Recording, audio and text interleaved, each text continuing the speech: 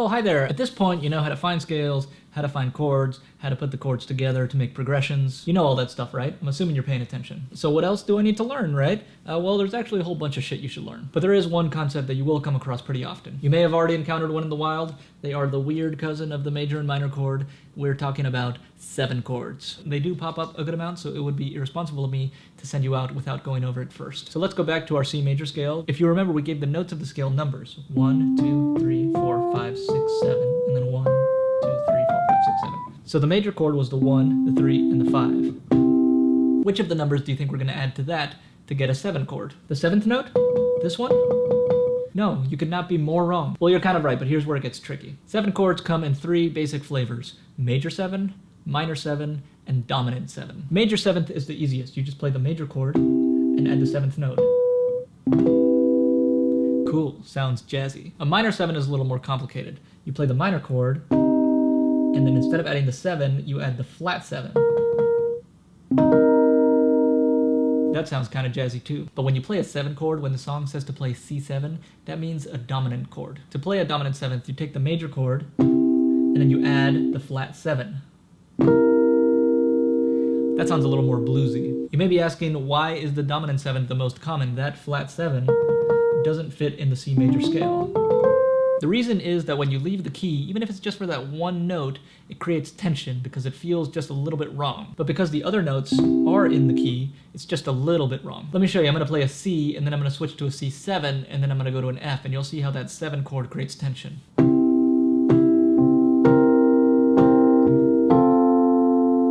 You feel how it builds tension and then resolves. 7 chords are probably the easiest way to build tension, so you'll see that they get used a lot. Do major and minor 7s not build tension? Not really, because major 7, as we saw earlier, uses all white keys, so everything fits in the C major scale. And the C minor 7th, let's pretend we're playing in the C minor scale.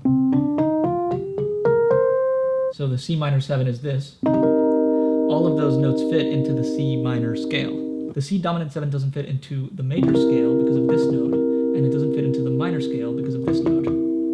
It's always one note off, which is why it feels so wrong, but yet so right. So why do they call it a dominant 7? That's a whole stupid thing that you can read about on Wikipedia. You might be asking, what if I take a minor chord and add the major 7 note?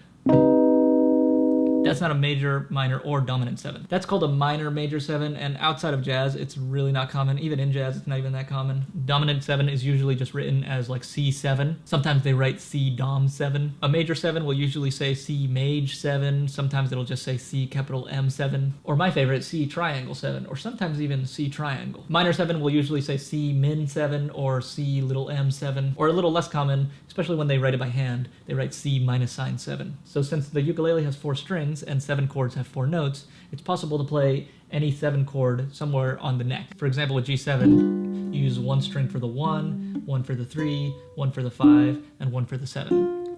And like we learned in the last video with the inversions and the voicings, they don't have to be in that order. The 7 can be on this string or on this string or this string. And you can find 7 chords all across the neck. All you have to do is find a combination of those 4 notes. And now you know your 7 chords and what they mean. If you want to just look up how to play a C7, if you don't want to sit there and find what the flat 7th of C major is, that's fine. You know I'm cool with that. But I think it's good to know that if you have like a major chord and you want to make it a major 7, all you have to do is find the 7th. So you can get a G major chord and find the 7th note.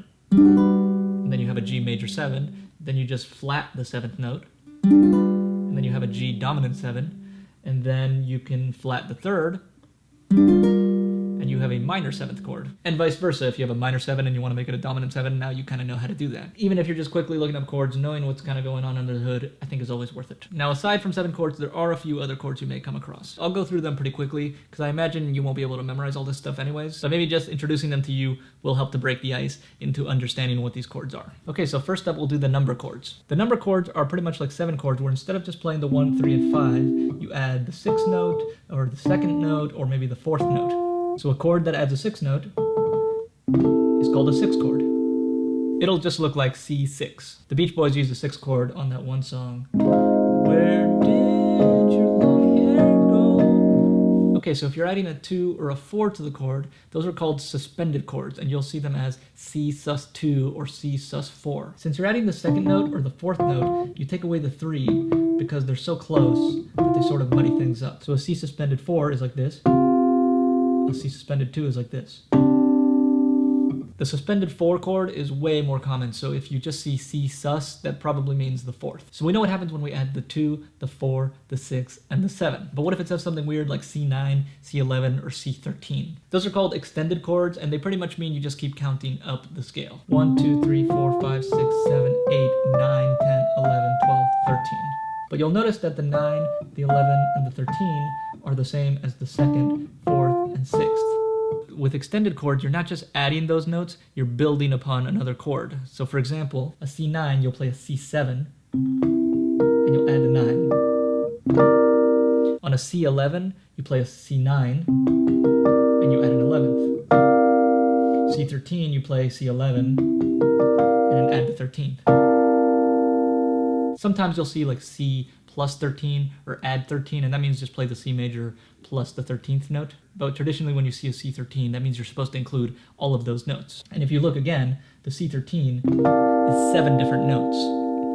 Now obviously we cannot play that on a ukulele because there are only 4 strings. So if you ever see a C9, 11, or 13, you could probably get away with just playing a C7. If you really want to add the 9th or the 11th, you're going to have to sacrifice one of the other notes, and which one do you sacrifice?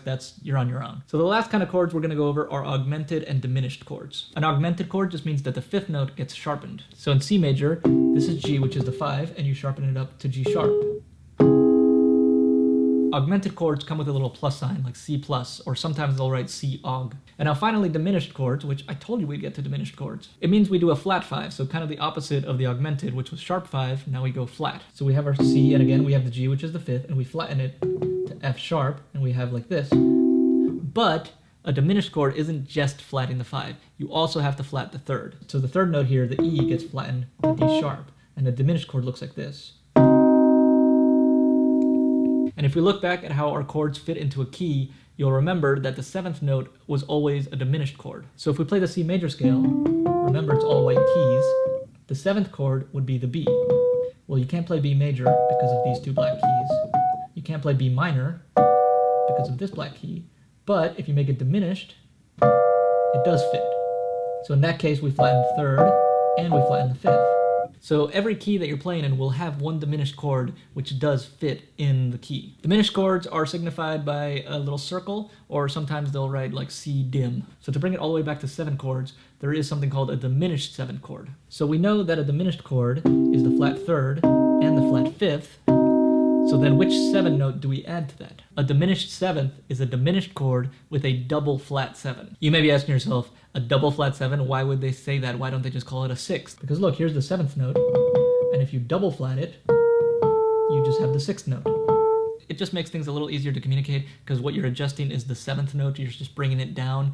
But yeah, I know it doesn't really make any sense. Diminished 7th chords do come up, so it's good to know that they exist and what they are. And if you see them, it'll have the little diminished circle plus a 7, or just say dim 7. So that is all the basic chords and some not so basic chords, which I'm sure you're gonna have to look up again at some point. But I just wanted to introduce the fact that there are a lot of different kinds of chords, and they do come up and they each serve their own purpose. There are still even more weird combinations of notes. You can get like an augmented chord and then add a 7th.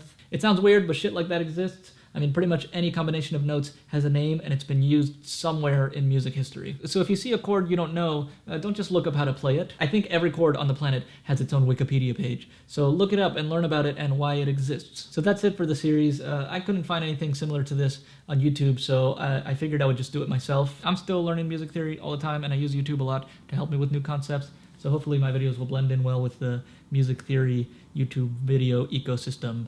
And that sounds weird. All right, go practice.